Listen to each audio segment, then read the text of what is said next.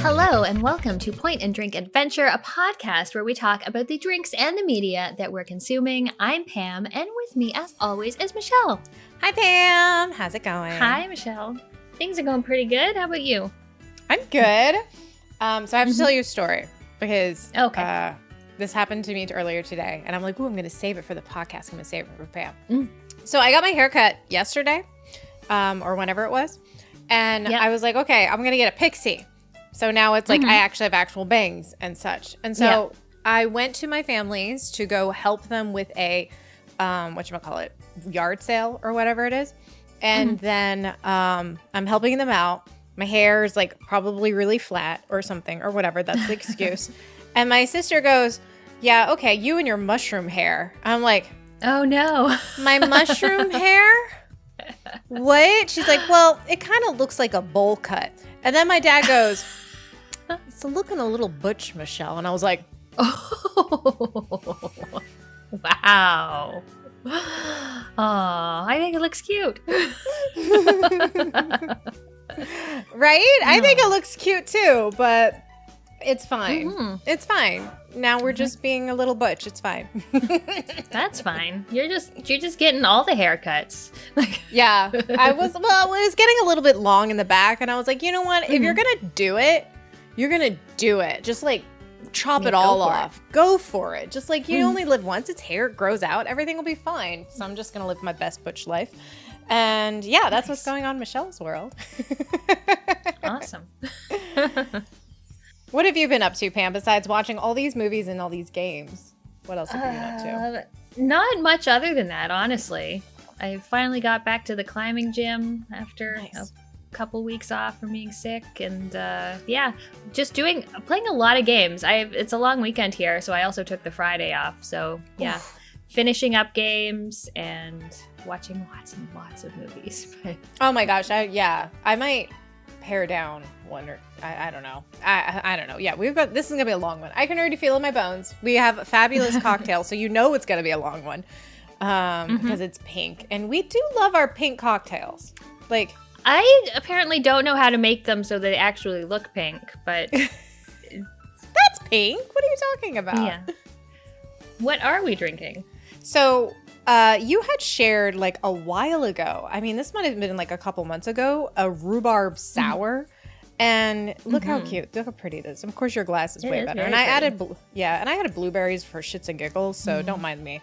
I tried to do a little like strip of the rhubarb, and it just like, it wouldn't curl or anything. It just kind of sunk to the bottom of my glass. So yeah. When I made my syrup, I tried making the strips, and it's really hard. I'm just like trying to pair it apart with my fingers, and I'm like, it's like, fuck this shit. So, what is rhubarb? Apparently, rhubarb, like some parts of it, is toxic. It's toxic. I don't think you're supposed to eat the leaves. Yeah, right? Which is like cool. Yeah, it's like the leaves or something like that. It was a little bit cool. So, you know, one of us keels over by the end of this. We know why. And this is just another classic, like, whiskey sort of sour. Did you use whiskey in yours, or did you use gin? I used gin. I actually got this special gin. Ooh. It's rhubarb and hibiscus gin.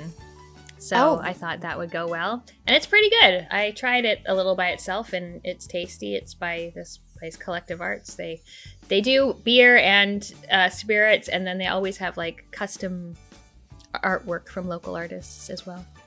Oh, that's nice. Yeah. Oh, that's super fancy. Mine's just a basic bitch whiskey. Like, I use Japanese whiskey.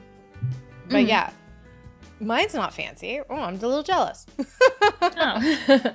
Yeah, I liked that this recipe, it was just like, use whatever spirit you want. Like, Yeah, I agree. It's like so versatile, but I feel like a usual sour is so versatile anyways. Like, it's perfect. Yeah. So it's just gin or whiskey, an ounce of lemon juice, an ounce of the rhubarb syrup. We both made our own rhubarb syrup. Egg white. That's it. That's it. Easy peasy. Yeah. I love an easy cocktail. I mean, I love a sour. I feel like we do a lot of sours, but I like them. Yeah, that's what's most important. I don't care if we're doing things different. I want it to be good or something that we actually like. So then we enjoy the drink rather than struggling through the podcast with something really shitty. With Shirley Temples or dirty Shirley's. We're trying to venture out, but you know, girls, we sometimes you need a drink that you just love. Exactly. So, other than drinking, we've been watching a lot of stuff lately. I've been watching so many movies. I have cut this list down, but I think I'll just like group them.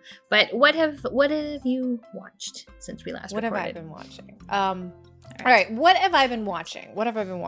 I watched Black Bag, which is a new movie with Michael Fassbender and Kate Blanchett. Kate Blanchett, thank you. I was like, God, I know her name. I love her. I don't understand why I don't remember her. Like one of my favorite movies of all time, Elizabeth, she is like a star in. Anywho, it's a Steven Soderbergh film, and it's pretty much about this couple who are secret agents, of course.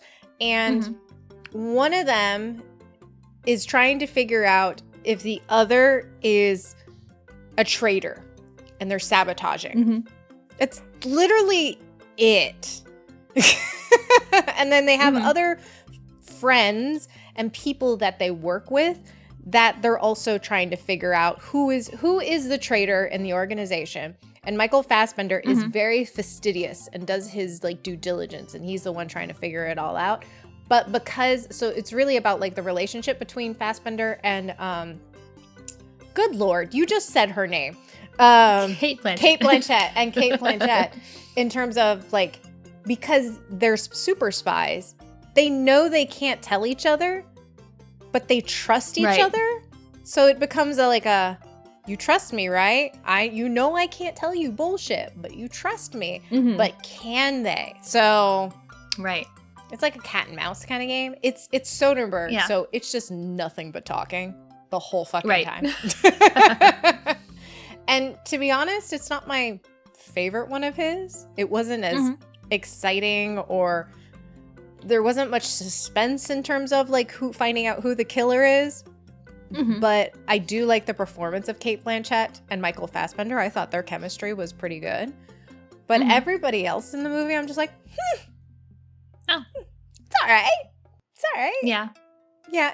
I mean, did I understand what they were saying most of the time? No. But I feel like that's like most Soderbergh movies as well. You know what I mean? Just like, what the fuck? Like, what was that conversation? Like, what was it? Like, even like some of the Ocean's 11 stuff, I'm just like, you know, you go through it like a couple times. You're like, what the fuck? Why were they just like bah, bah, bah, bah, bah, bah, bah, the whole time? So yeah. Have you ever seen? You haven't seen this movie, right? No, I remember we saw the preview for it when we saw Nosferatu. It was one of the previews there, and it looked pretty good because I like the two actors. So I do kind of want to see it based on sort of their chemistry, and I like a good sort of cat and mouse kind of movie. Oh yeah, I mean, I definitely say you should absolutely watch it. It's just kind of mellow. Yeah. Not much action. No, I mean, there's zero action. I mean, okay. I mean, I don't think anybody. Oh, maybe two people shot a gun, but there's not much action. Like, it's not an action movie. It's a, what are you doing here and now? Why are you going there? And you know, being spies. They're just being spies. But yeah, nice. That's what I watched. What have you been watching, Pam? So on Easter, which was 4/20, a local independent theater was screening The Big Lebowski. So I went there. They were serving White Russians, and I had seen The Big Lebowski once before, but I think it was one of those times where I wasn't really paying attention. Like, I was on my phone the whole time, so I didn't really appreciate it that much. But this time around, like in a theater with people, it was a lot of fun. I've been watching a lot of Coen Brothers movies lately, so it was good to see this one again. basically just about a slacker named the Dude who gets tied up in a strange situation when someone comes saying that he owes them money, but it wasn't him, it was another Jeff Lebowski who's like the richest guy in town, who then hires the Dude to find or retrieve his missing very young wife who has been kidnapped apparently, and things just sort of spiral out from there. I thought this was hilarious. I love John Goodman, first of all. Oh, he was just like amazing. He was so good. I love Julianne Moore in it. Some people are uncomfortable with the word vagina. In her mid-Atlantic accent. Like, it's so random. So yeah, I really liked it. Like, there was a lot of really funny scenes. Like the ones you watched it as well, right? Yeah, I watched it as well. Yeah. When he's talking to, I guess the guy's like a porn producer or something, and he's on the phone writing down something, and then he goes and he like scribbles on the pad to see what he had written under, and it's just like a big picture of a penis. Yeah. Oh my god. Mm-hmm. I enjoyed this movie. Did I think? I mean, maybe. I'm like you. I've seen it maybe once before, I think, but I wasn't paying attention at all. Yeah. And I thought it was absolutely hilarious. But I will say, for me, I'm not part of the hype. I don't think it's the greatest movie. Like, some people who love Big Lebowski think it's like, oh my god, the greatest thing since sliced bread. I don't think it's the best Coen Brothers movie. I think it's a good movie. But I think it's just fun. And I'm not obsessed with it. What about you? I'm not obsessed with it, but I liked it a lot. I thought it was pretty hilarious. And I do tend to like their goofier movies more. So, I thought it was a very good time. It was nice in the theater, and people were like clapping and yeah, people probably like more into it. Like, that would probably be a really good theater experience. Like going to see Rocky Horror, like that would be a fun theater experience. I mean, imagine it was something like that. Yeah. It was lots of fun. Yay. What else have you watched? Here we go. So I've been I'm still trekking along with Star Trek. Is it hot garbage at this point? Absolutely. I was talking about Star Trek Picard, wasn't I? Okay, yeah. So I've been watching some Star Trek Picard. I finished all of Star Trek Picard, which is the newer Star Trek 83-year-old Patrick Stewart kind of Star Trek. Okay. He looks great still. I mean, the man will look great at anything, but oh my god. Okay. So I'd previously watched season 3 before, which I believe I talked about, but now I've finished all of the whole series. So season 1 and 2. And let me tell you, it's hot garbage. Just like, I don't understand. I don't understand how the writing can be bad. How the fucking logic behind these things. Like, it doesn't even feel like Star Trek anymore. So Picard is obviously beyond the Enterprise.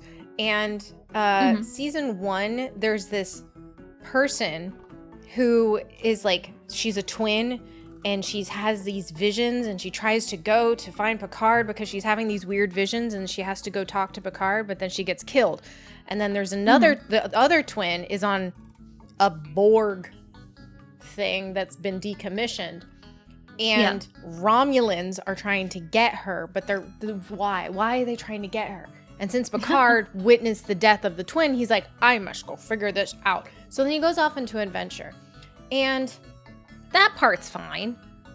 But what it turns into is like, there's no longer any adventure, there's no longer any fun. Everybody is angry all the fucking time. Everyone's just like, no everything's life and death. Sucks. It's like, I'm choking because it's so bad. I'm like, I don't understand how everything is a life or death situation. Everything. Mm-hmm. The world is going to end for everything. Like, the stakes can't go any higher, people. Mm-hmm. I don't understand. Yeah, you need some downtime between the world-ending catastrophes. Yes, there is none. It's always at 100% for everything. And I'm just like, dude, you guys, like, can we have an episode where we have a little bit of levity? Let's have some character development. Let's go play some fucking poker or something in the background or something like that. Yeah. So, I don't know. It was awful. Just hot garbage. So, do not recommend. Like, the whole way through, it didn't even have like a good first season, or it just... No, the first season was terrible. No, the second season was worse. Second season was second season was like, God, Lord help me, I got through that. Third season is actually good, but a lot of it, because they have a lot of, I mean, it is actually good, but I do believe that a lot of it has nostalgia because there's a lot of TNG actors more so in that one. And they brought a lot of them back, which the chemistry between all of them is so much nicer than the chemistry between all the other actors in the writing. So it's like, oh my God, they finally figured it out. But by then it's season 3 and it's over now. So it's like, that should have just been it instead of the other 2 seasons where it's just hot garbage. So, right. I don't know. That's a shame. I know. I'm working my way through Discovery still, and it's, that's worse. So can't wait to talk about that. Oh no. Yeah, I remember I was like, oh, Discovery, that sounds fun. And I started watching it, and then it was just like, oh, no, it's about war again. Like, I don't want to. It's nonstop. Oh my God. It's such a struggle to get through, Pam. I don't know how I'm going to make it alive. It's hard. It's tough. But yeah. What else have you been watching, Pam? Speaking of hot garbage. Hot garbage. What a segue. Dylan wanted to rewatch all of Star Wars. Well, he actually only wanted to watch episode 1 to 6 of Star Wars, whereas I would prefer to watch episodes 4 to 9 of Star Wars. But we watched the prequel trilogy over the last few weeks, which I hadn't seen in years. Like, originally, when I love Star Wars so much that when episode 1 came out, I saw it in theater 11 times, despite the fact that it's not a very good movie. Then I saw 2 once, and 3, I think I might have seen that twice, but I hadn't watched them, like, basically since they had come out. So episode 1 is so bad. It's such a bad movie. You saw it 11 times? In theater, yeah. Because I was excited. But, I came up with a plan in, like, midway through this. It was like, you know what makes this movie better? If when they're on Tatooine, I leave and go to the bathroom or get a snack. And then, like, the movie's way better if I just miss 20 minutes of it. Yep, because it's too long and it's so drawn out. Oh my God. It's so boring. Like, the originals have, like, just like a snappy story, like that original text crawl. It's like, okay, I get what's happening. Here there's like, the Trade Federation is doing blockades. And it's like, what? So? It's just so much like boring stuff. You have like a bunch of good actors in this movie and none of them are acting well. Like, Ewan McGregor's the only one who's like fine, but Natalie Portman's terrible. The other guy, Qui-Gon, he's not very good in it. Like, there's some interesting visuals that they do, but generally it's just a very, very boring movie. Yeah, I agree. It sucks. And then 2 is slightly more entertaining, but still dumb. And a lot of it I was like, oh, I can see that they were like thinking about the video game or they were thinking about the toys when they made these scenes. Yeah, Anakin's a horrible character. Then the third movie is at least entertaining. Like, the third one, it's still dumb, but it's at least entertaining. There's some, decent scenes in it, but the whole Padme Anakin stuff is so bad. She dies because she lost the will to live. Like, I forgot about that.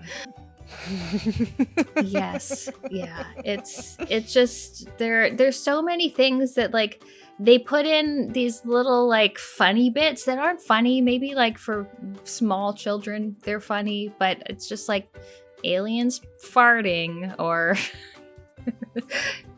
yeah. It's so bad. I honestly funny noises. I haven't seen all three of them together in a while, but I don't remember a thing about the second one.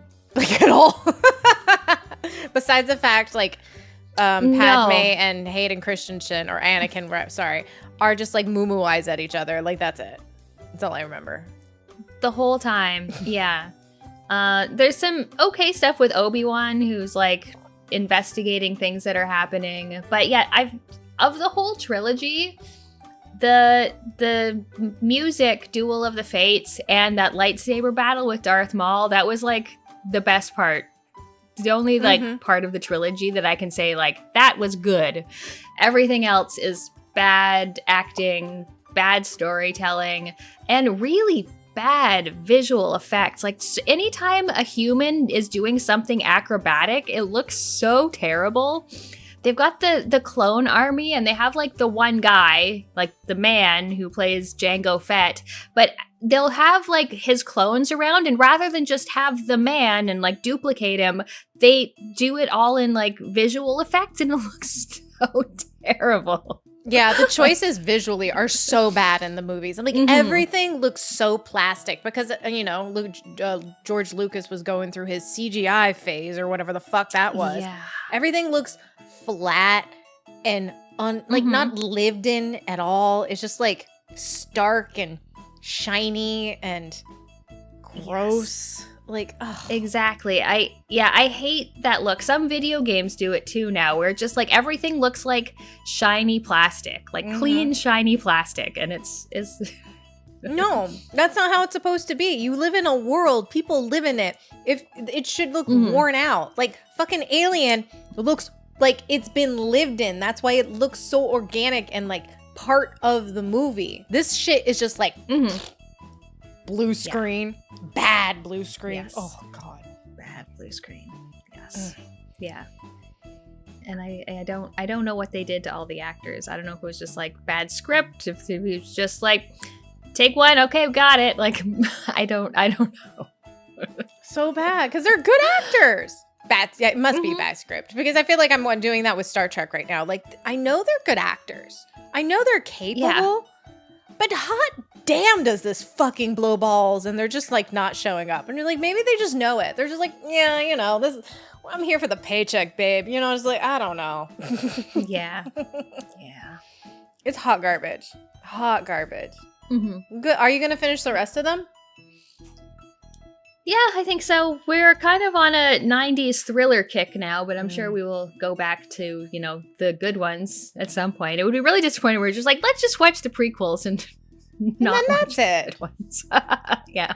Not even watch the really good ones. And then you're back to the other ones, the new ones. Yeah. Yeah, the new ones are at least a bit of a roller coaster. Like, 7's fine, 8's pretty good, and 9 is like just hot garbage. Oh my god.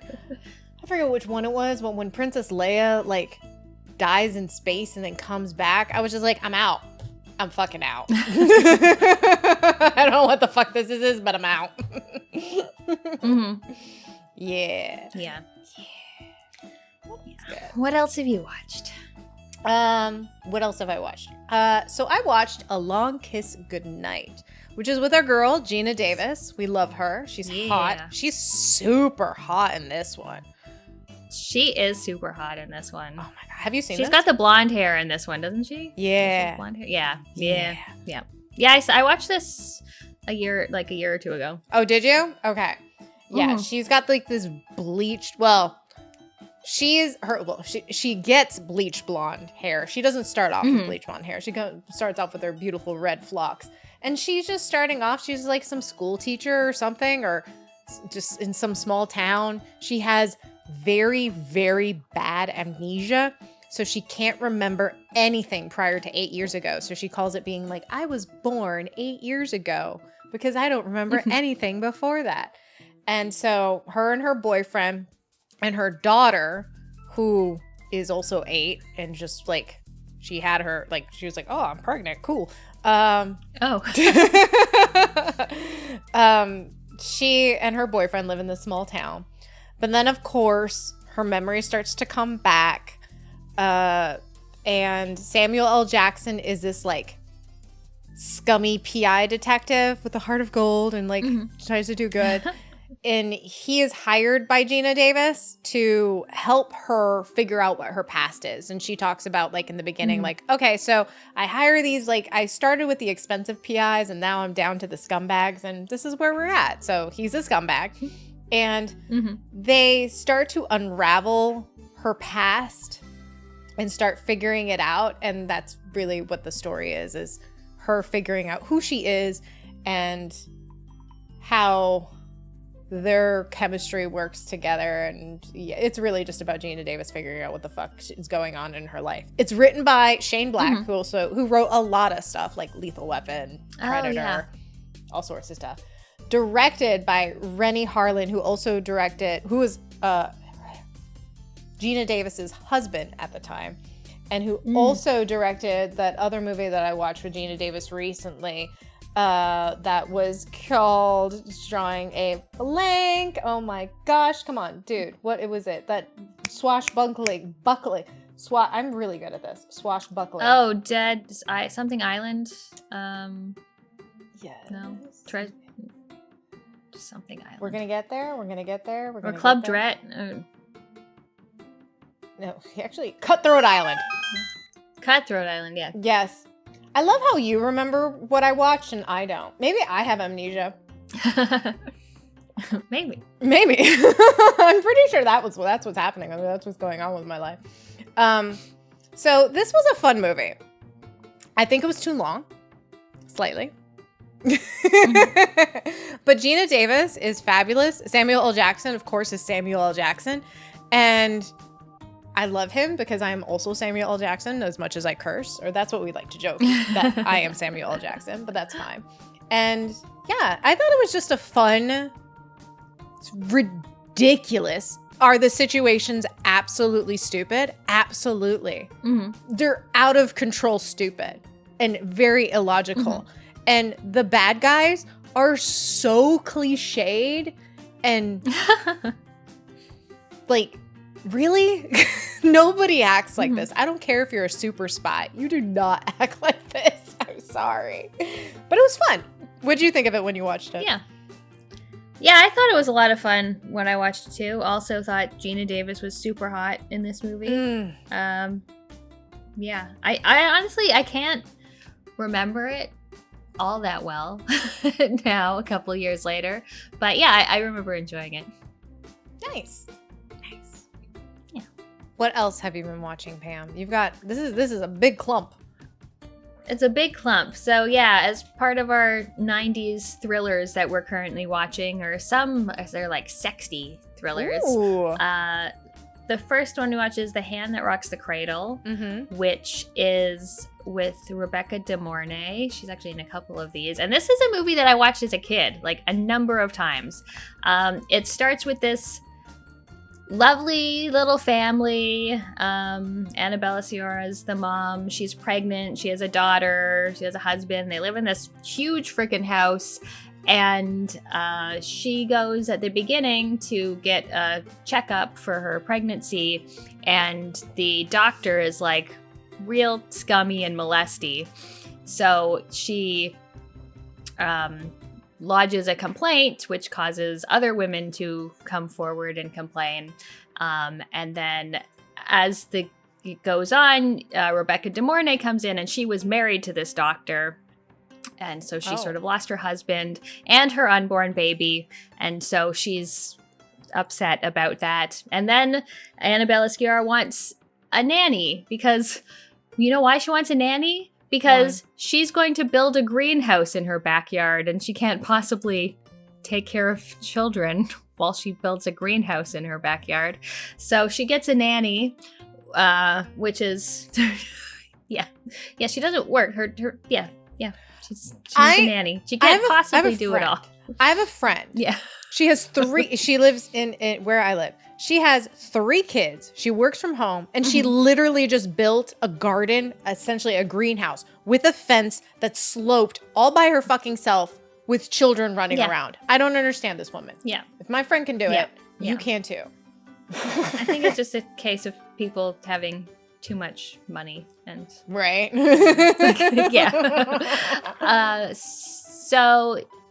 And then it's this sort of a thriller about Rebecca De Mornay trying to get her revenge and like trying to kind of make her think that she's crazy. I felt like it's a really well put together movie. Like there's a lot of things like she'll do something and you'll be like, oh, I know what that's going to lead to later. But there's also a number of things where something will happen and you don't really know where it's going. And it ends up being kind of a surprise in how it comes about. And so it's just basically about she's trying to steal this woman's family and she gets crazier and crazier as it goes. And I like it. I think it's a pretty good 90s thriller.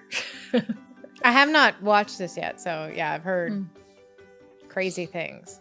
I will watch it eventually. Yeah, it's definitely the one I recommend the most out of these ones. The next one is called Never Talk to Strangers, another one with Rebecca De Mornay. This one is sexier. It's got Antonio Banderas, and she meets him, and he's like, if it were anyone but Antonio Banderas, he's got like a big leather cuff in his hair and a ponytail and like a leather jacket and a big cross on a silver chain. He just like looks like such a douchebag, but he also, looks like Antonio Banderas. So then it's okay. So it's fine. And so she starts a relationship with him, and she starts thinking like, oh, I think this guy might be bad. Like someone's sort of stalking her and sending her weird stuff, and she's convinced that it's him. And it's sort of just a story about that unraveling. And it's like, who's the stalker? Ooh. Kind of movie. There's lots of sex in it too. Ooh, we love that. We love the sex. That one was pretty fun. And then the last one we just watched last night, it's called Copycat, and it's with Sigourney Weaver and Holly Hunter. And Sigourney Weaver is like a psychiatrist who specializes in serial killers, and Holly Hunter is a detective. And at the beginning, Sigourney Weaver gets attacked, and it sort of makes her agoraphobic, and she doesn't like to come out. But then this serial killer shows up in Los Angeles who is copying serial killers from the past. So Holly Hunter and her start working together using her knowledge of serial killers to try to find out who is behind all these deaths. And like 75% of this movie is pretty good. Like it's too long. It's just over 2 hours, so it's too long for one of these kind of movies. But Sigourney Weaver's great, Holly Hunter's great, and then Holly Hunter has a partner, Dermot Mulroney, who his character's unnecessary. Like you could have just chopped him out of the movie. It would have saved 20 minutes. It would have made the whole movie better. There's this whole middle part where it's like, why is this happening? What does this have to do with the story? It just sucks, huh? Oh. Yeah. Somebody just needed to take off an accessory, take off that man's. Exactly. take off something before you leave the house. It didn't need it. They could have, they could have had just like the two ladies solving this crime, but they had to be like, no, there needs to be a man in law enforcement. We need a mansplain it. No, we don't. No, we don't. Let's figure this out for ourselves, babes. Oh, brutal. Yeah. But was it fun still? Yeah, it was fun. It's like the first half I was like pretty into it, and then it sort of lost me for a little bit. Yeah. Because then it was too long and you're just like, all right, let's move on, kids. Let's move on. So exactly. Pretty much overall, Never Talk to Strangers is the best because it's got the most amount of sex. And then second is Hand That Rocks the Cradle because also Rebecca De Mornay, super hot. And then last, Copycat. Yeah? Well, I'd probably put Hand That Rocks the Cradle first. Okay. Depends how highly you rate the sex.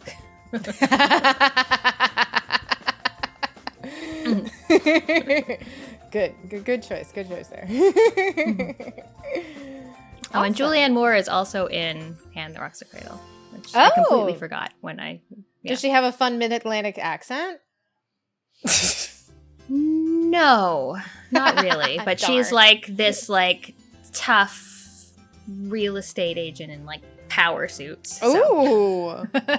She's also very hot. So I yeah. Nice.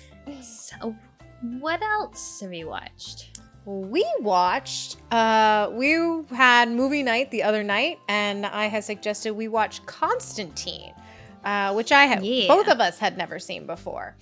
And what is Constantine? Constantine is about John Constantine, who is Keanu Reeves in all of his Keanu Reeves-ness. He's pretty much playing Keanu Reeves, as always. And he is this guy. I don't want to say he's not a priest. He's not a priest, because he's not a priest. He's an exorcist. It's like a demon hunter kind of. He's a demon hunter who goes out finding demons who are in our world, but they're only like halfway in our world because you can't be fully in our world as a demon. But there are starting to be instances where demons are starting to get into our world. And he's like, oh, what the fuck, yo? What's going on? So we're going to try to figure this out. And so Keanu pairs... Oh my God, I'm already forgetting how this fucking movie went. He is like, he does this in order to sort of try to save himself because because he did a bad thing and he's destined to be in hell. And so this is his way of sort of like having God forgive him because this is where he wants to be in heaven in the long term. So and Tilda Swinton is also in that, and she plays Gabriel, and that's like best casting I think ever is her playing Gabriel. Best casting. Her as Gabriel with that just like cool outfit, just like stepping on Keanu Reeves. Love it. Love it. Oh, so good. So good. At the end, it was like absolutely incredible. I freaking loved that scene. So John Constantine meets up with Rachel Weisz, who is this detective who's trying to figure out the murder of her twin sister. But they're saying it was a suicide, but she doesn't think it's a suicide because she obviously knows her sister and she would never do that.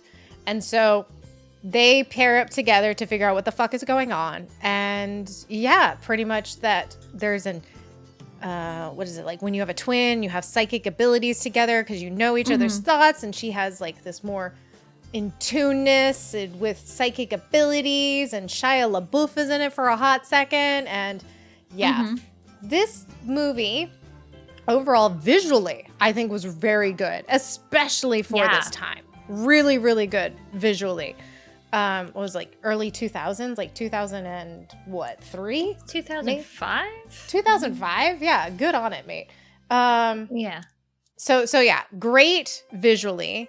Soundtrack, absolutely incredible. Oh, the soundtrack was amazing. Yeah. There was a couple instances in the movie I was like, oh, this is cool. This is fun. So loved the soundtrack. Is it a great movie? I mean, I really like the performances, and I think it's fun. Is it great? Absolutely, I don't know. But I thought this was a fun movie and way better than I thought it was going to be. I thought we were going to be like dumpster level kind of fun, you know what I mean? Like it sucks much that it's great. No, this was an actual good movie. So I'm like, what the fuck, yo? What'd you think? No, I was expecting it to be good, and I did think it was good. It was a lot of fun. Loved the visuals. Loved when like they showed hell. I really liked that scene with what's his name, Pruitt Taylor Vince, the the priest, and when he's like going around trying to like drink all the alcohol and there's nothing there, but then the bottle smash and they're full. Like I thought that was a really cool scene. Just liked the different interplay of seeing the different angels and demons. Gavin Rossdale was in it. I thought it was about a lot that. of fun. Also, just the various weapons and things that Constantine had. Like that shotgun was pretty cool. His shotgun and dragon's breath, and which I feel like he should have used more dragon's breath, but like he had so many fun things. Super more fun things. Like, you know, when you're playing a video game and you get more fun weapons. I want to see you use the fun weapons. Yeah, I liked it a lot. I thought it was very, very exciting. Very exciting. A little bit too long, but that's with every single fucking movie these days. So whatever. It is what it is. This is going to be the complaint for everything for the rest of my life. And that's fine. But yeah, I thought it was way fun. Surprisingly fun. Yeah. What's the last movie you watched, Pam? So the last thing is technically another 90s thriller, but I've seen this a number of times, but it's been a few years, so I rewatched Silence of the Lambs. Oh, yes. Which I love Silence of the Lambs. Such a good movie. Like, it's so well made. Jodie Foster is fantastic. I love like everything, the setup, the camera work. I love the beginning of the movie when she's like running through the forest, and she's on an FBI training course. Like, it's not threatening, but just like the music and the tone is like threatening, like something here is dangerous, and it's always showing her, and she's just like this little tiny woman just surrounded by large men, and even like the camera is showing them sort of like looking down onto her in an interesting way. I love near the end when the FBI thinks they're going to the killer's house, and it's sort of like going between the characters and just that whole setup there. Just so many cool shots and ways of filming and showing the story. If anyone doesn't know, this is about a serial killer who is kidnapping women around a pretty big area, or they're being found in a big area, and Clarice Starling is an FBI trainee, and she is brought in because another serial killer who's behind bars, Hannibal Lecter, a cannibal, they think that he'll talk to her and maybe give them some insight on this new serial killer. So, that's it. That's so it. Simple. And everybody's so iconic. Yeah. Everyone's great in it. It's such a great movie. I love this director, Jonathan Demme, whatever. Whatever. He also directed Stop Making Sense, which is my favorite concert movie, which we're going to watch someday, Pam. Someday. We're watching it. So yeah, I love this director. I mean, I love this movie. I've seen this movie like so many times, and it doesn't get old. It's so well crafted, and you see something new every time you watch it. And just Jodie Foster's performance and her, like, she's so smart, and she knows these men are going to try and take advantage of her. But she like does it in a way like, I'm gonna do it my way, or I'm just gonna fuck off. Yeah. Get there. I love this movie. Oh, now I want to rewatch it. Way to go, Pam. Yeah. Lots of fun. All right. I think that's it for movies. Do you want to have a drink break? Yes, we're gonna have a drink break, and we're gonna still continue figuring out this internet problem that we still have. You know, okay. Drink break. Break. Drink break. Yeah. Break. Who's in pajamas, Walter? Shut the fuck up, Donnie. I'm so excited to talk about video games. Yes, me too. We played, actually, like most of the games we've played together. So, I know. Yeah. So excited. I'm so excited. This is going to be so good. Okay. All right. I'm just going to say it straight off the rip for all of the fucking video games. Spoiler warning. All of them. Every single fucking one. Oh, I don't fucking care. We're talking about it. I want to hear what Pam has to say about it, because we literally don't talk about it outside of podcasting to save it for podcasting. I need to know. So, spoiler for every single fucking video game, you have been warned. All right. What do we talk about first, Pam? Well, do you want to talk about your one that you played without me? Oh, okay. No, it works. Absolutely works. All right. Go. I've actually been co-oping with Dylan because Dylan is obsessed. And I don't even mean like a little bit obsessed. I mean like super duper obsessed with Warhammer. And we played Space Marine 40K, which is a Warhammer game, Warhammer 40K or whatever. I think it's Space Marine 2. Or Space Marine 2. Why do I want to say 40K? Because every other thing is 40K. No, I mean it's Warhammer 40K Space Marine 2. Thank you. Yeah. Pam even got the game right. I'm just like, I played the fucking thing. I don't fucking know. Anyhow, so yes, I co-opted with Dylan and Briz, bestie co-op. And Space Marine, I thought was by the same guys as World War Z. I think they are. I think it is. Saber? Yeah, by Saber. It is Saber. And you definitely get a lot of elements out of World War Z into this game. It is... What made this game fun co-op is, one, you actually have two dudes with you. Even if you're playing it single player, you have two little bitches behind you the whole time. So it's meant to be played in co-op. Lord help us, we wish it was 4-player co-op because our group would love this game, Pam. Oh, it's so good. The controls are so fun. You have this parry system that when the screen flashes or when the little dude flashes blue, you push parry and you take the dude out of the sky and you smash him to the ground, and it feels so fucking good. Nice. Oh, and then you have like insta-kill things, like if you wear down the enemy enough, then you run up to him and you click right stick and then you do this like finish him Mortal Kombat style sequence thing. Oh, it's so good. I loved it so much. And it makes me so sad that we can't play it together. I mean, we could, but we can't play with our 4-player group with this because the controls are super crispy. The story, I mean, I still have no idea what the fuck is going on, but honestly, one of the best parts about playing this game is because Dylan is so obsessed with it. He just tells you everything.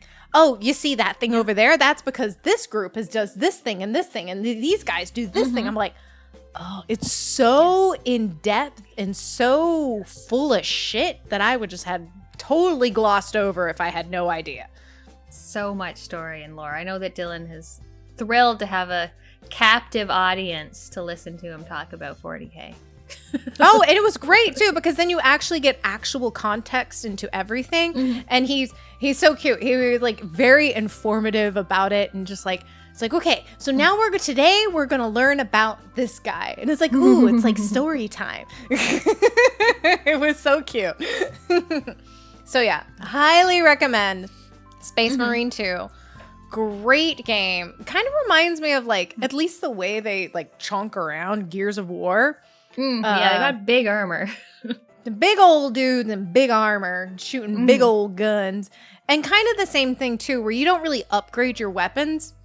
Like in Gears of War, you just have a weapon.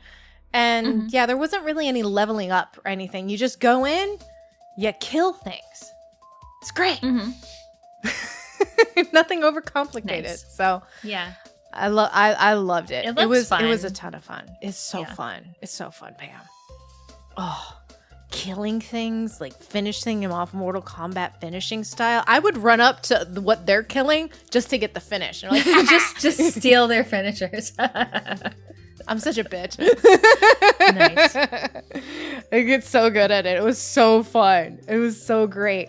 But yeah, no puzzles or anything. Just straight shoot, straight gun. Nice. Nice. Yeah. All right, Pam. All right. So we've played. Well, we'll go from like we'll start worst with the least to best? Interesting ones. The least interesting. We've been playing on our 4-player co-op night. We got this escape room bundle of games. So the first one we played is called Curious Cases. It's meant to be a VR game, clearly, which means it doesn't control very well. Not in VR. Weird controls, right trigger to interact with things.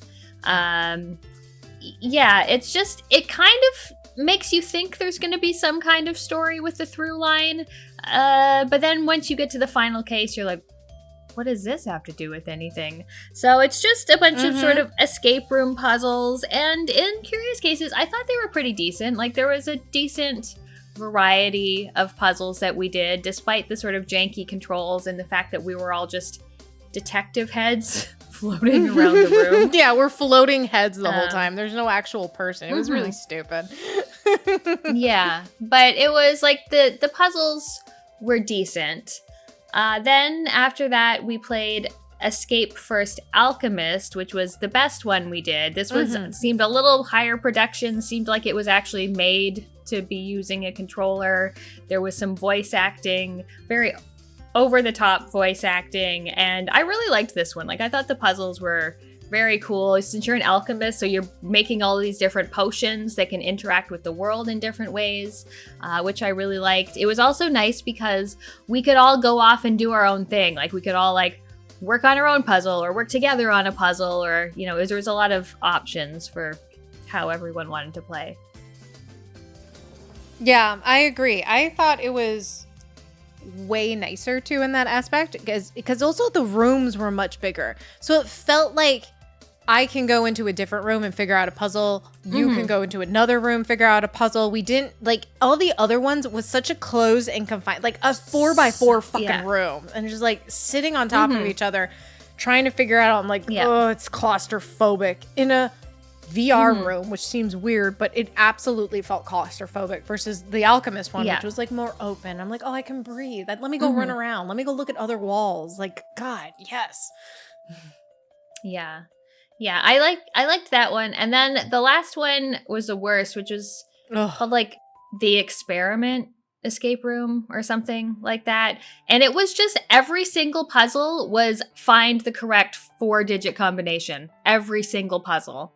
It was bad. I did not like it at all. I will admit that I spent a lot of the time looking at my phone and not solving any puzzles. It wasn't until the end of the game when I was like, I'm tired of this. I'm going to just solve puzzles to make this go faster. Yeah. It was terrible. I hated it. I also agree. When you're just figuring out key codes on literally everything. A drawer, a door, a fucking cupboard, cabinet. Like, just, yeah. Fuck off. Yeah, it was very bad. They're all by the same developer, and yeah, there was a very distinct hierarchy. Like, Escape Alchemist was, I think, the newest one, and it's like, oh, guys, you're learning to make good games. This Experiment one was just bad. And then Curious Cases was just, you know, decent puzzles, weird package. Yep, absolutely weird. Did not like it. Overall, like, the Alchemist one was fine, but still, like, just fine. Ugh. I don't know what we're gonna do next. We say this every time. Yeah, I don't want to play any more of those. No, we're not. Absolutely not. That was fucking terrible. No. Yes. But we'll have to find something. Some new 4-player game, or just go back to World War Z. You know, an oldie but goodie. Yeah. All right. So what else have we played? All right. Separately.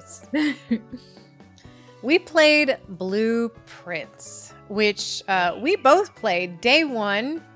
You had played the demo before. I knew nothing about this thing. I was like, everyone's playing it today. I'm going to go download and I'm going to go play it. Yeah. So Blueprints is about this guy who inherits a mansion. But the mansion is like weird. And it's like he inherited it from like his uncle. And his uncle's like, hey, so you're going to actually inherit it once you find room 46. So good luck and fucking luck, babes, because every day the floor plan changes. And you have to figure out a way to get to room 46 by solving puzzles. And you can't keep any of the items or any of the things that you have from that day. So every day it starts a whole new fresh floor plan, new fresh items. So only the power of knowledge goes with you on the continuing days.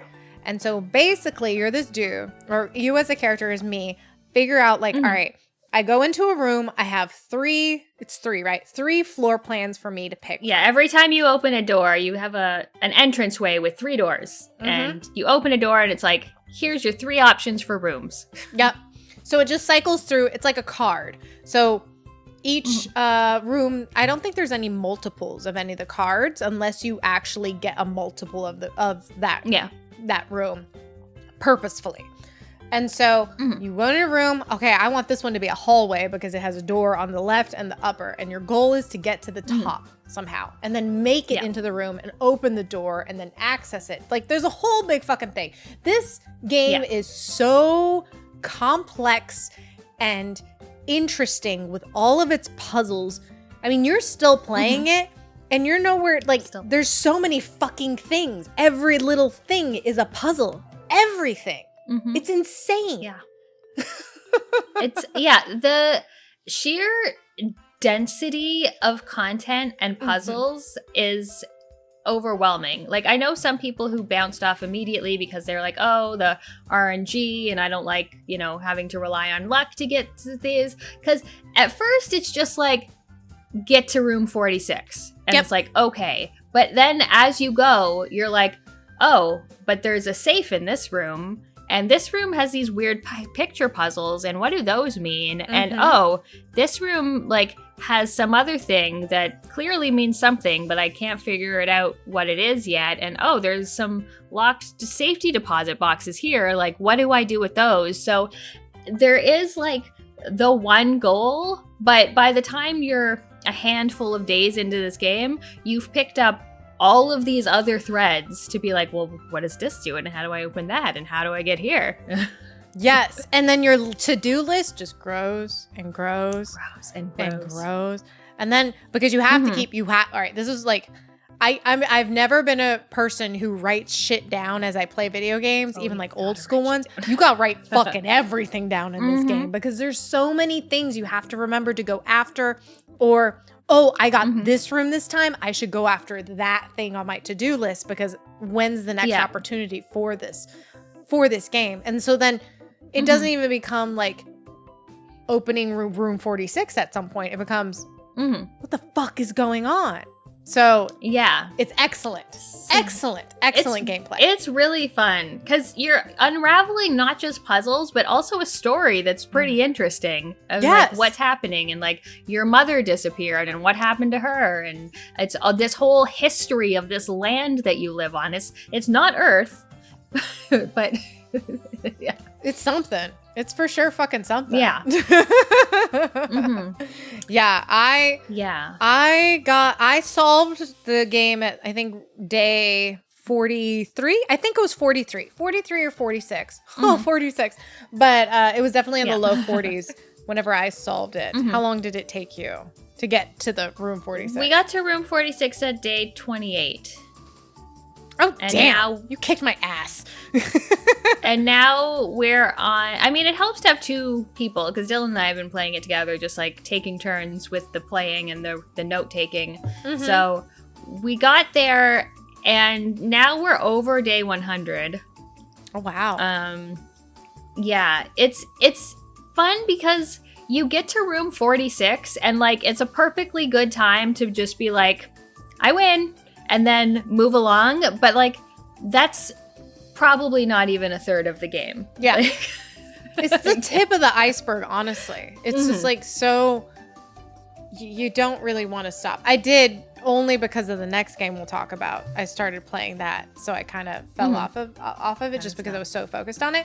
But it is, I thought it's so engaging as well. Just the gameplay. You don't think it's going to be addictive until you're in it and you're like, oh. Yeah. Just one more run. Come on. I can just play one more. I want to see what this room does, or I want to try this. And there are some permanent upgrades. Yes. So like there are a few things that will give you like some money to start every run with, or some gems or some keys, or there are certain items you can find that will maybe carry on to the next day. So there are things that sort of make things a little bit easier as you go, because there's also a resource management to it, because some doors are locked and you need keys that you can pick up, or some require gems to draft them, or you need to buy money and you got energy or footsteps for every room. Every room is a step, and you start out, you only have 50 steps. So once you run out of steps, just the next day starts. But you can get sort of stronger and get more resources as you go. Yeah, it's very well done. I will say, my biggest gripe with it, and this is so minor, it's not even funny.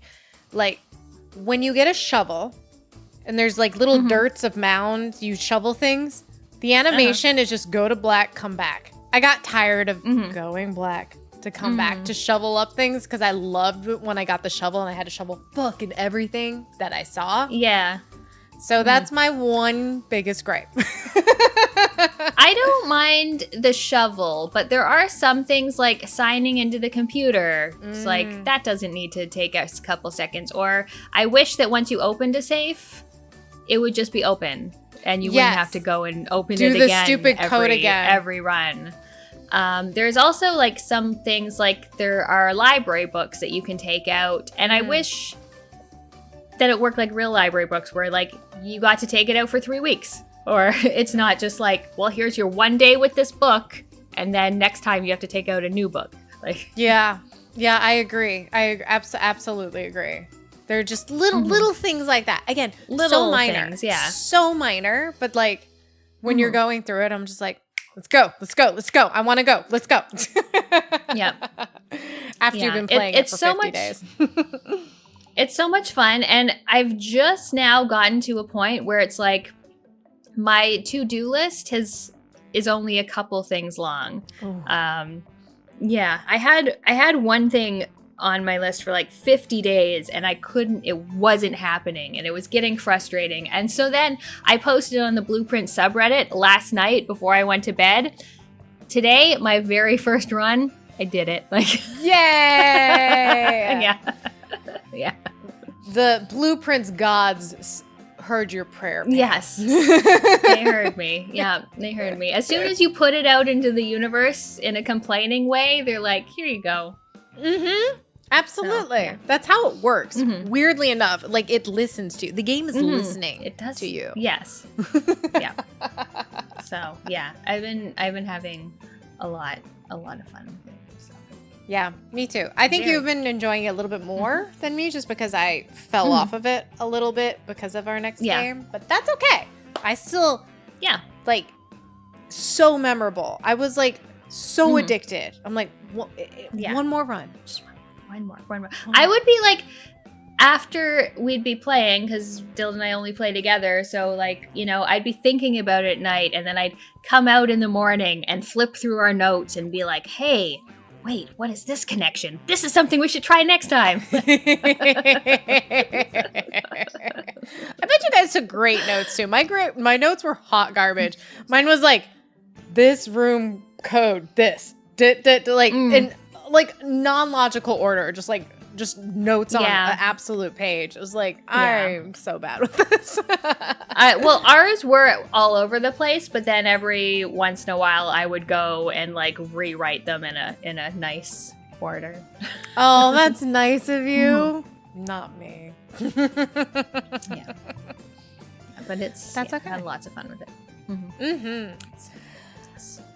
So why did you stop playing Blueprints?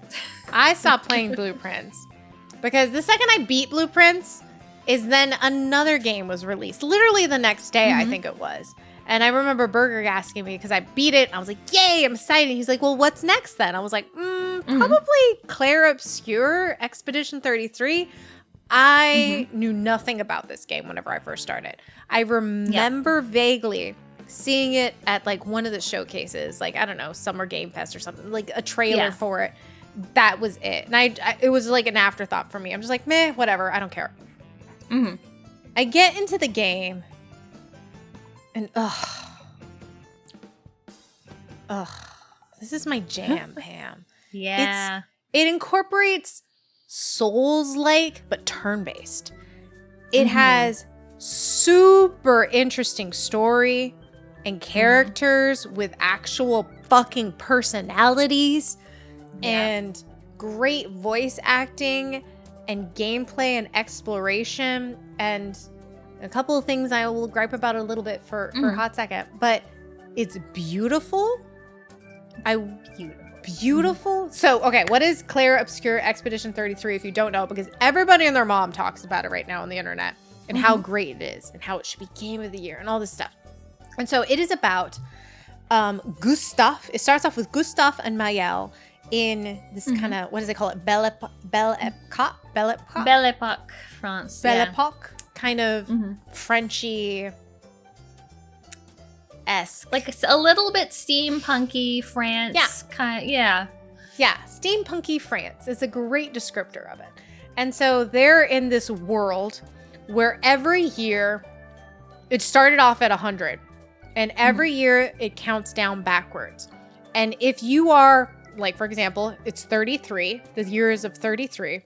So when that day hits, anybody who is 33 and up dies. So everybody before that has died. So if you're 33, you're going to be gommaged. So you're just going to disintegrate into flowers and shit and essentially die.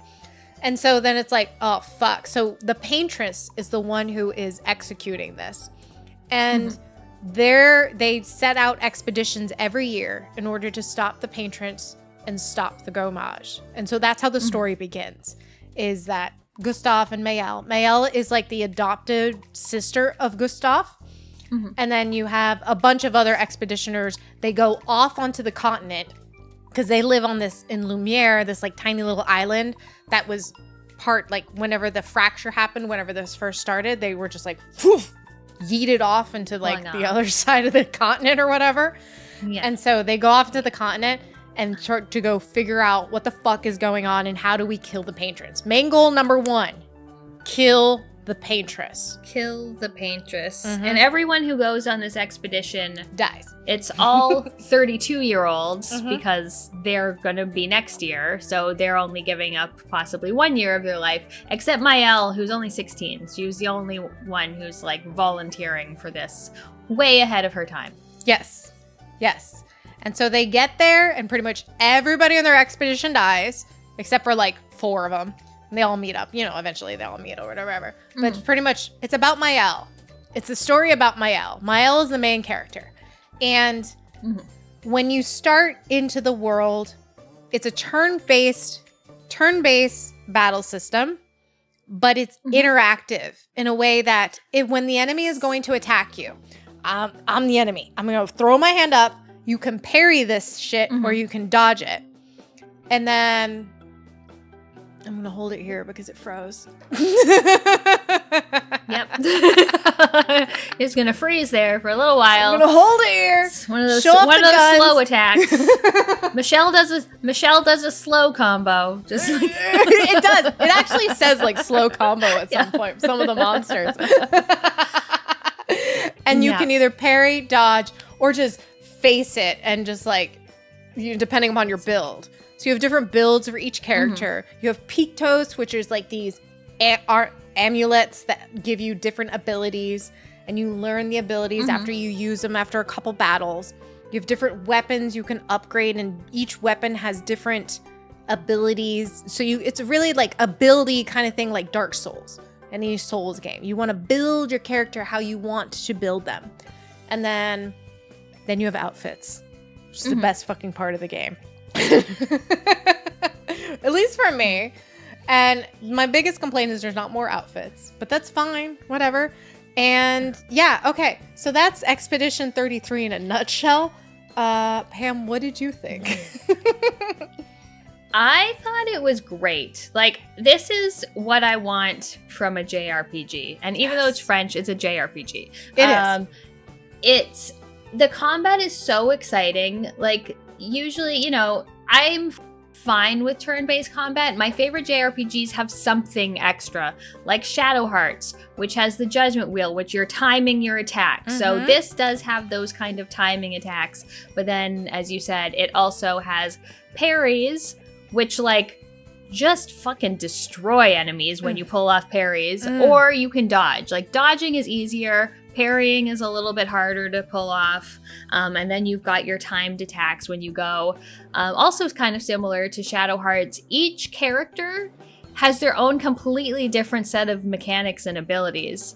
In Shadow Hearts, it's just your, like, kind of ultimates. But here, they all have completely different abilities. They've got a completely different mechanic that they use. Like, one of them goes up in ranks if they damage enemies, but goes down in ranks if they take damage. Or one of the characters builds up, I forget Lune's things, but she gets, like, a charge of whatever element that she used, and then those charges can buff the other abilities they use. So it's, like, really interesting mechanically, way more exciting to do combat because it's so active with your timing and your parrying and your dodging. At first, I will admit, when I started, I was like, parrying?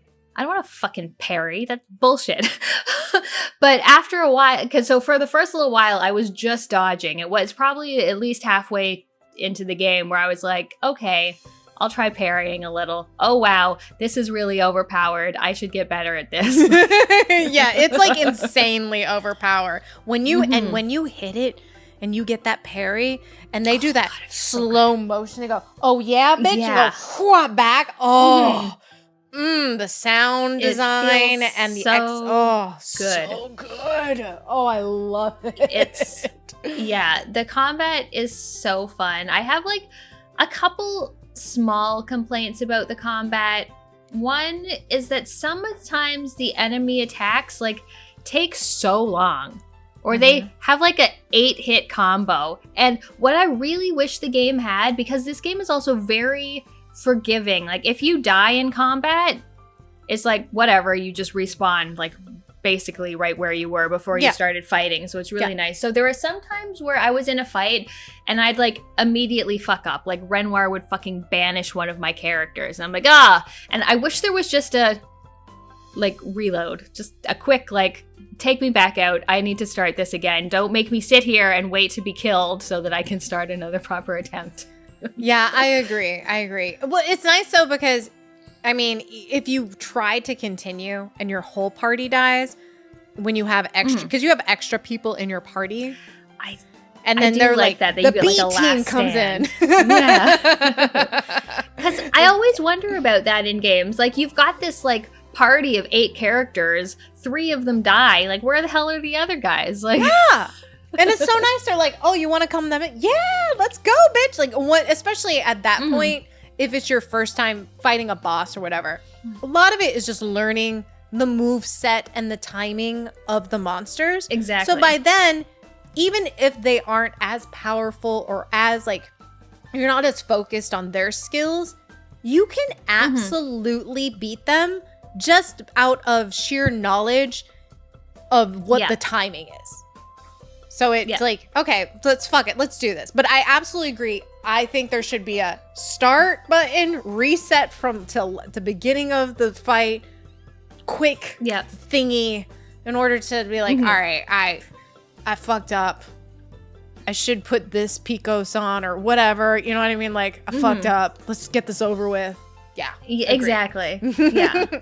I did find occasionally it could be a little overwhelming with all of the Pictos, like when you get a new character and they just work completely different than every other new character. Like, it was kind of a lot at first. Once you get more comfortable with it, then it's a lot of fun to use. But I feel like there's way more I could have done in terms of, like, synergies of different abilities. Like, I could have been set up way better, and I just found that I didn't need to be, so I didn't try that hard.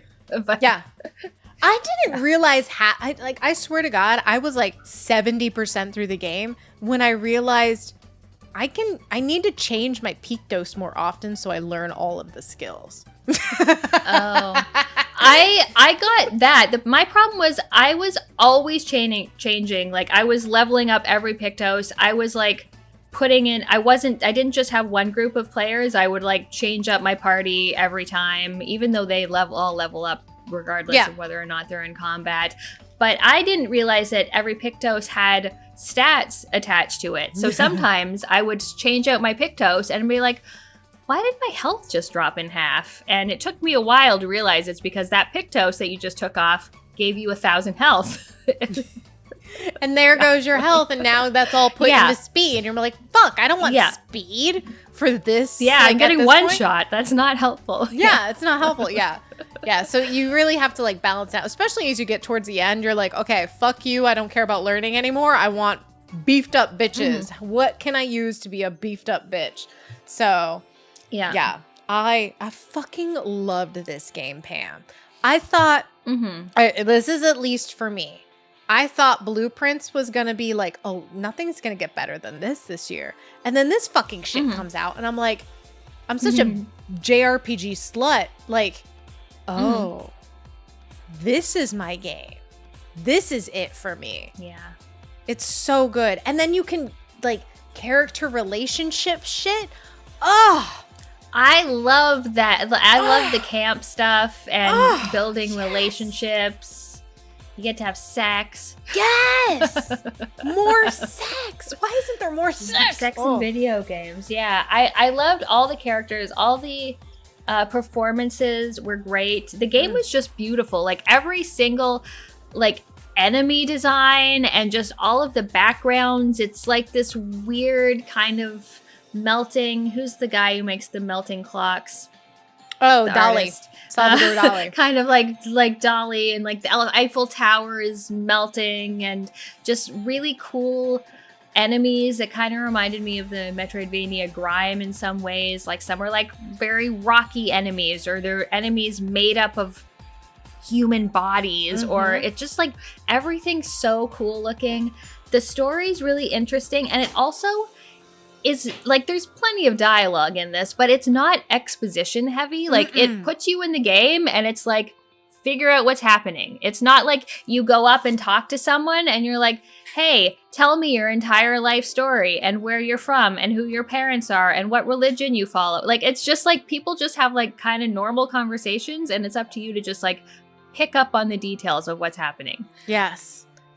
And I love the choices the story makes. Like there are some Game of Thrones, oh my God moments every once in a while, you know, just like the, oh shit, they actually went there. Like, fuck. It's wild.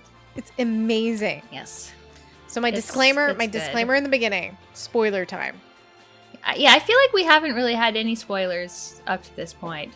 Yeah. We're super spoiler at this point, though. Yeah, we can. Spoiler time. Super spoiler time. Okay, so the game is done in 3 acts. First act, end of first act, Gustav dies, and you're like, fuck, oh my God, what the fuck? And then a dude who looks exactly like Gustav, which exactly like Gustav. And when you figure out what is actually going on, it makes sense why Gustav looks like Verso. And why everybody, or not everybody, but like the sister looks like they're like repeat. That was my thing at the beginning when I saw Renoir and that creepy girl he was with. I was like, oh, isn't that just Gustav and Maëlle? And halfway there. Yeah, kind of true. Yeah, it's kind of true. Yeah, or pretty much true for at least the Maëlle part. But yeah. But it once you figure out what's going on, which is not explained until Act 3, it's so like, oh, that's why this is the way it is. And I love that because it doesn't tell you to your face. You figure it out. You know what I mean? And so the real question is, there are 2 different endings to this game. What ending did you pick? I did the Maëlle ending. So did I. Yeah. This is my logic.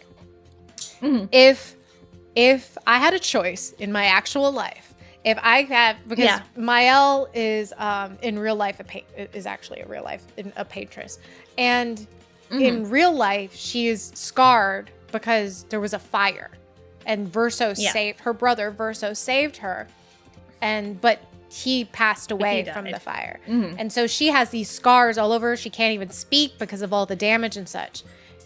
If I had a choice to live in a world where I can be hot and have, you know what I mean? Be hot and speak and live a normal life, or live in the real world, what do you think I'm gonna fucking choose?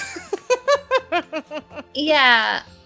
My reasoning was that, I mean, first of all, kind of fuck this family of painters, like, right? Although I have lots of questions about this world of painters and who the fuck are the writers and why are they the writers? That was one of my favorite things. Yeah, yes, that's like, I love that they don't explain it. Oh, I want more. But so everyone else in Lumiere is like created, first created by Verso and then sort of propped up by the rest of his family. And even if these people are not real, like these people that you've been traveling with this whole time, like they're real to themselves and they're now real to you. So it seems like getting rid of them so that your family can stop being sad sacks or whatever. Like, I don't. Fuck off. All right. Yeah. So that you can be in the real world, even though being in the canvas is going to kill you because. Eventually, but yeah. Eventually. But at the same time, I am not living my best life on the outside. Let me live my best life here with the people I care about. Because they are people. Yeah.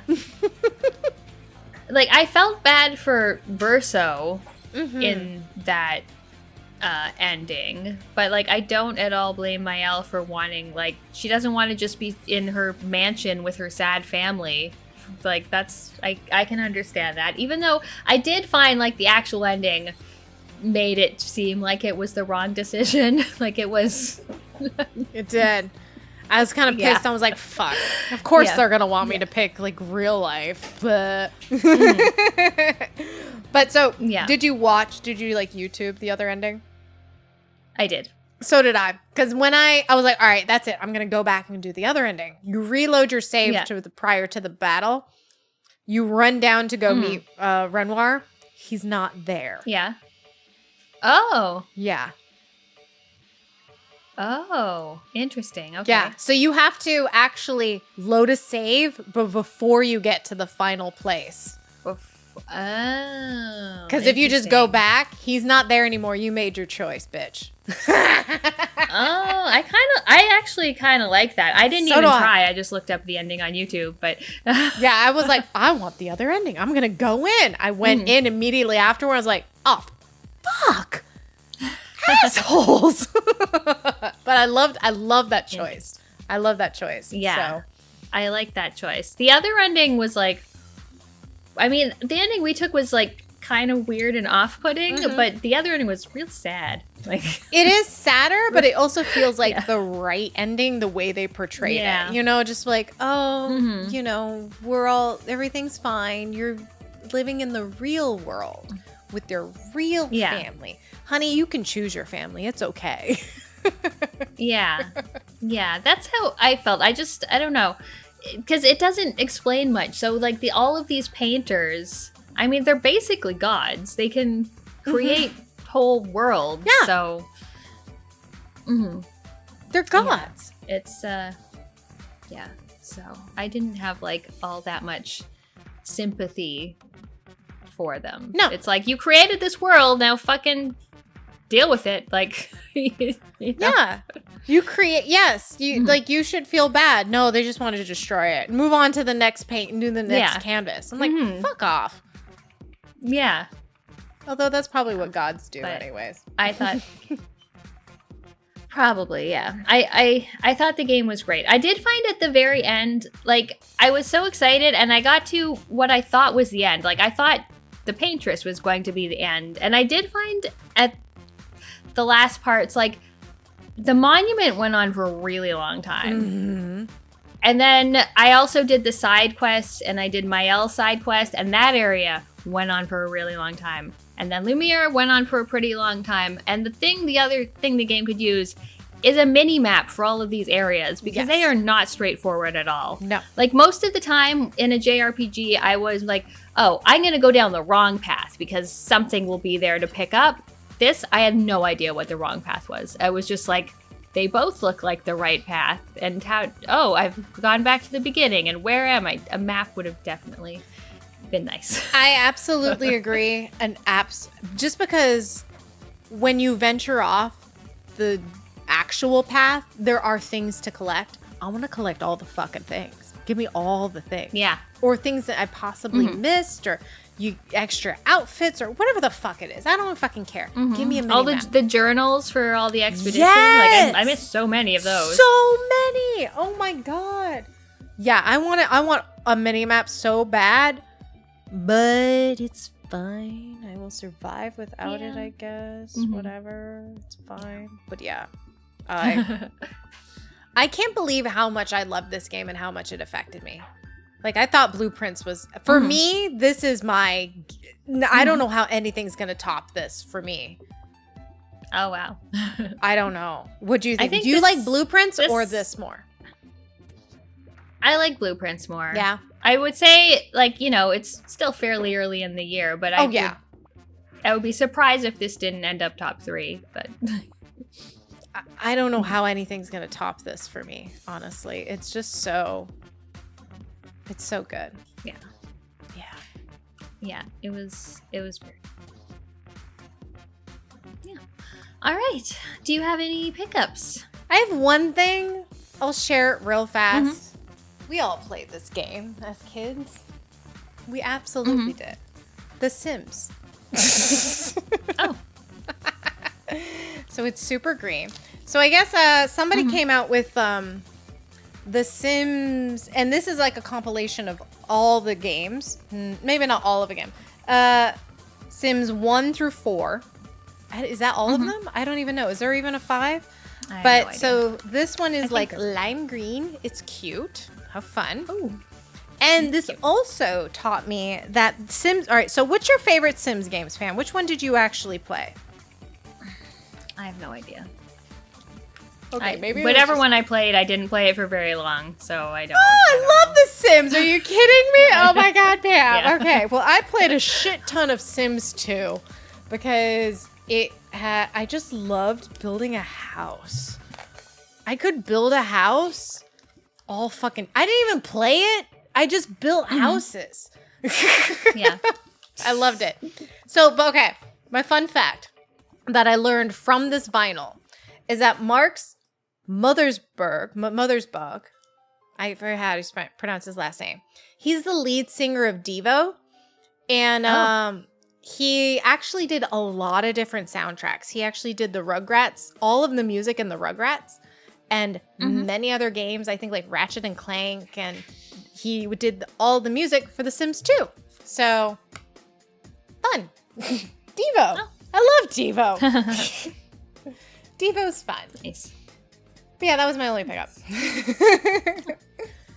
And I don't have any pickups. Again, as usual. But I guess that's it. That's an episode. That's an episode. To be honest, this is going to be probably a little bit janky because Michelle's internet is being a hot bitch. And if we have to, edit to be cute, that's fine. That's what we're going to do. We're going to be cute. Yeah. All right. Thank you all for listening. If you want to talk to us, leave us a comment on the YouTube video. Yes. And if you like what you heard here, check out more fun podcasts at polymedianetwork.com. And I'm empty of a drink.